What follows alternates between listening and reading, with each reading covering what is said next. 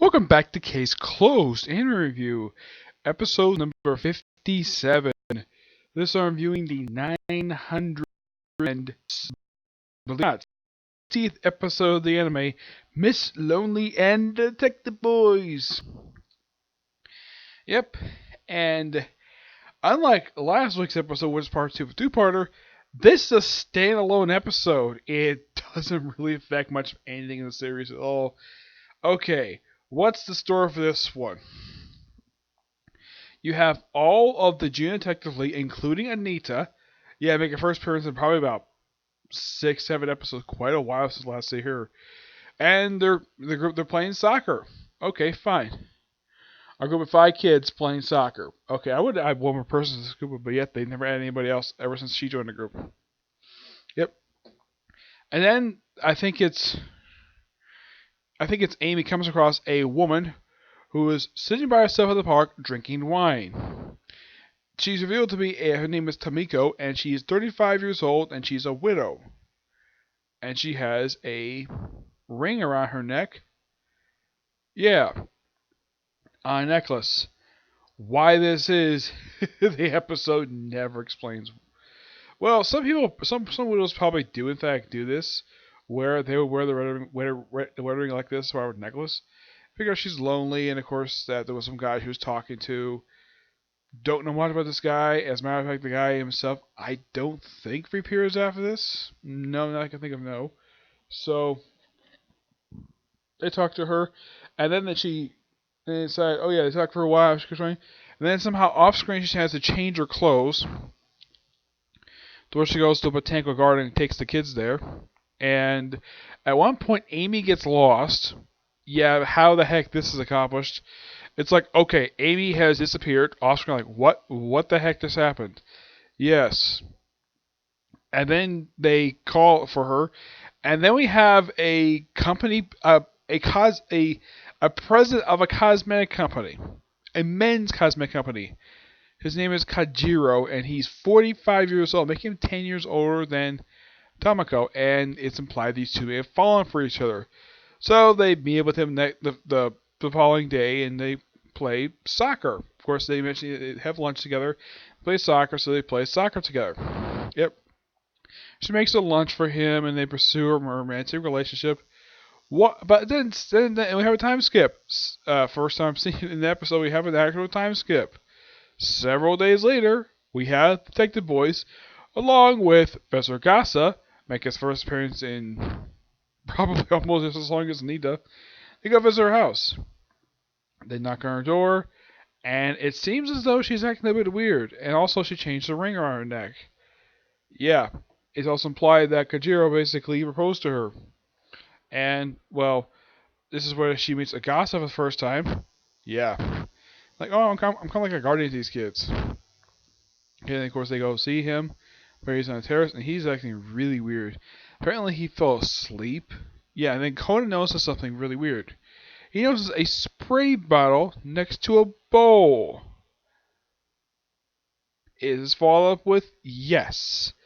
It's like Conan notices, something must be wrong here. And probably no one knows though. He basically is spinning around, and he just wakes up because he hears his phone ring. He goes and he falls off and he crashes right in from a 2-story house. Yes, this man's drunk. This house is roughly 3 stories tall. A lot of the time, people would definitely survive this. A guy would not simply die by falling off a terrace for a 3-story house. Yeah. Apparently belonged to Tomoko and her late husband. Okay. And also, when it was happening, she apparently had no immediate reaction to see him die. Well, she was smiling. You can see, if you watch the animation, it looks like she's smiling. Yes, basically kind of revealing to the viewer that she was the one who did this. Conan slowly figures it out. And also figure out, though, how the trick is basically causing him to fall over. Yeah, as for how the thing got... Now, they mentioned that the wood got rotted. Yeah, that's actually one of 2 things in the episode they never ought to explain how the heck this was accomplished. They simply just rotted away, okay? They explained the trick of how he got him fall up the terrace, where they create illusion where there was illusion created he was floating. and the ground had been sprayed with water, creating reflective surface, make him think that the phone is floating. Because phone's not ringing, he just fall right over. And of course, well, they think it's an accident because he fell over, but they got. And of course, Carter notices something that is quite unusual about him. He has like fingerprint around his eye. Like what? Okay, yeah, it's kind of revealed. It's revealed the course of the episode. He actually does have wrinkles, but the reason why he looks so like young is because the fact he wears makeup. Okay, he wears makeup. Okay, fine, and then of course at one point you have George just knock over Bob because he was thirsty, and of course she goes to get like possibly her handkerchief, but maybe not her pocket. She goes another thing, and Carter figures out though, yeah, she's definitely the one who killed him. Yeah, how in the world she was able to do this? It's not thoroughly explained. It's like the first half of the episode is really good, and then we get to the murder plot. This particular portion of the episode feels very rushed, and there's like several questions I have. Here's another thing the episode doesn't manage to accomplish. Now, it is confirmed Tomeko was more responsible for the guy's death, but they never confirmed the two things. Now, and apparently it's revealed that she is a serial killer. Yep, George just randomly looks through her house, wherever he's talking, and he comes across like a shrine to like 4 other guys she's done this to. Or apparently she used it and apparently took the rings and possibly killed them. Why she did this for? Because, oh yeah, they won't believe me. Really? What do these guys do? Threaten to leave you? Yes. That is one of 3 things this episode doesn't bother to explain. Why she does this, how she did this, and how the heck did she manage to get a wood terrace? This thing looks like in pretty good condition for how long she had this thing. And I think it's rotted. I'm like, what the heck just happened here? And of course the episode ends with basically them back at the park, and they see a woman climb up a tree alone. Why is she doing this? No idea. Next week episode doesn't bother to follow up with this because next week we're finally. It looks like we're going to another filler episode. It's called Glamping. Yes, it's called the Glamping Mystery next week, which looks a lot more interesting. This one was. I would say this episode was okay. It's just that the first part was this episode felt like it was probably going to be a 2-parter that they just rushed. Yeah, it's kind of like the way if you watch this episode, I kind of felt as though this episode should be expanded for either an hour or maybe a 2-parter because there's probably more material here for this episode they just didn't bother to follow up with. My guess is the reason why they just leave it a standalone episode. And this is my personal theory, because they just did 2-parters in a row, they didn't want to do another one. So that's the reason why I think why they did that for. It's particularly very weird. But it seems that the first half's really good. Second half, when they come with a murder plot, which comes completely out of nowhere. Yeah, now it was teased about something with Diamond episode, and I'm like, okay, so they'd use a new character now. He's of course quite a nice guy. A lot of the time, the murder victims tend to be really terrible people. This guy, well, there was no reason why that she had to kill him, and yeah, when you finish watching this episode, you're wondering 3 things. Why she did this? What is her motive for killing this guy? 2, why is she doing the same crime over and over again? 3, why the shrine? 4, how the heck did she drug him to cause him to fall over and die? 5, how the heck did she manage to get this terrace wood to rot? Yeah, 5 questions that are never answered. Oh, also another question. Who was her late husband? Because they basically categorize her as a widow. As a widow. I mean, is she a black widow?